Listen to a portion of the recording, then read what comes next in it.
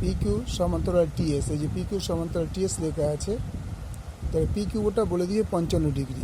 এবার একটা জিনিস বলে দিই, দুটো রেখা যদি এরকমভাবে প্যারালাল লাইন যায়, এখানটা রেখা কাট করে, তাহলে এই কোণটা সমান হয়, অর্থাৎ একান্তর কোণগুলি সমান। তাহলে পি কিউ সমান্তরাল টিএস বলেই একান্তর কোণ দুটি সমান। তাহলে এই রেখাটা সমান্তরাল, তাহলে এই কোণটা 55, এটাও 55 ডিগ্রি, আর এটা তোমার বলে দিই 60 ডিগ্রি। এই কোণটা আমাকে চেয়েছে। এই আর টিএস এর ক্ষেত্রে যেহেতু পি কিউ সমান্তরাল, সেজন্য T equal to 55, Q equal to 55, অর্থাৎ এই কোণটা 55 বলেই এটা 55, এই T equal to 55, Q equal to 55।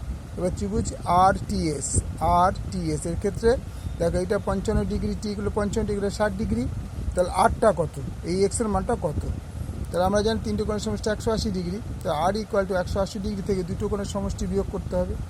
বিয়োগ করে দেখা যাবে 100, এটা হবে 65 ডিগ্রি, এটা হয়ে যাবে 65 ডিগ্রি, 65 ডিগ্রি, এটা অ্যান্সারটা হয়ে যাবে 65 ডিগ্রি।